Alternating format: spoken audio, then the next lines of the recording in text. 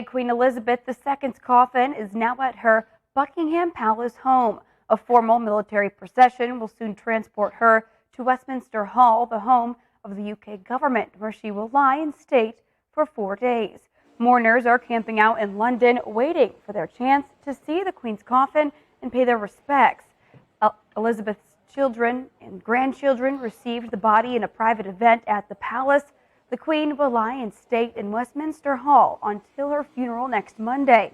Officials at Westminster are expecting huge numbers of mourners will turn out to pay their respects to Queen Elizabeth.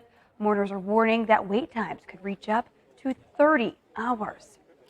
And in the Bahamas, an elaborate ceremony to welcome the Caribbean country's new head of state, King Charles III. Our One Caribbean News' DeAndre Hamilton takes us there.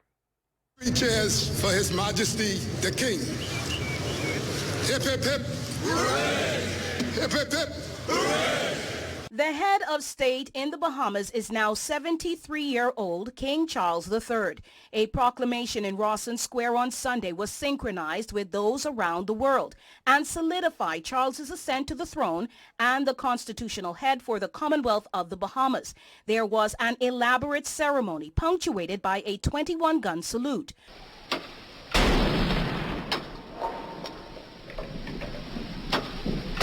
On the sidelines, residents of Nassau, some adoring and appreciative of the influence of the British monarchy, which last Thursday lost Queen Elizabeth at the age of 96. Others questioning its success and offering that it is an impotent connection. I know she was a great lady.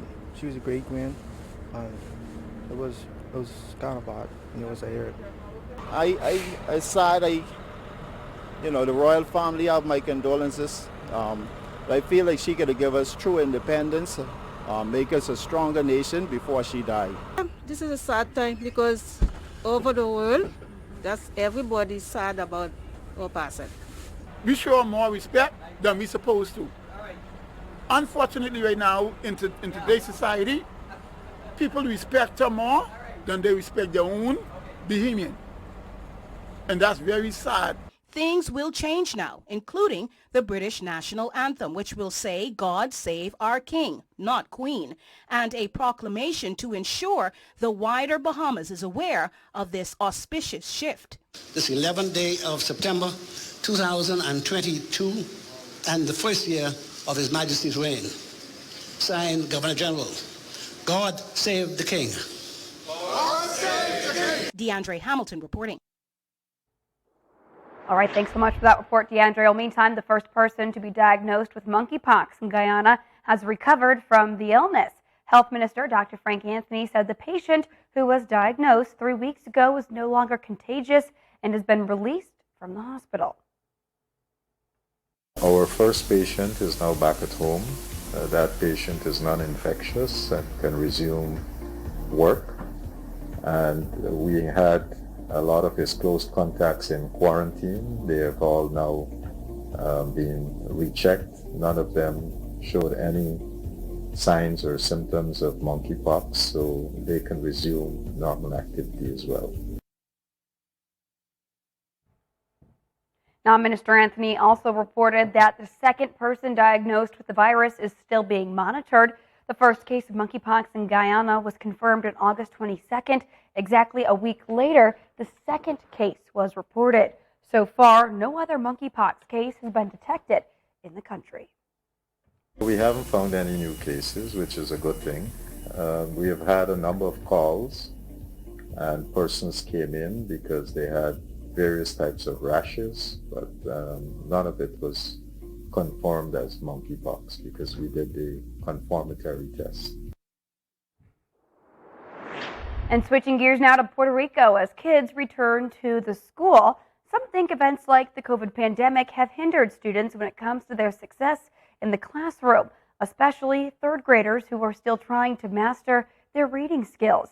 Our Frances Felix spoke to a third grade teacher on the island who shared her thoughts.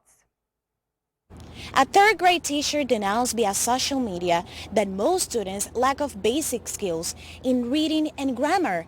Some may argue there's a learning crisis in the public education system of the island. Globalizada, sin embargo, ¿Cómo yo puedo enseñarle a... Amalia Fernandez is a third grade teacher of a public school in the region of Bayamón. She has been 15 years in the education system. In a recent post in social media, the third grade teacher expressed her preoccupation with students in her classroom that doesn't know how to read. Since August, we are watching all the students, how they work, how they perform, or the skills that we are making in the classroom. And they have a lack of motivation. Some of them just hand me the papers in blank and says, I don't know how to read, or I can't do it.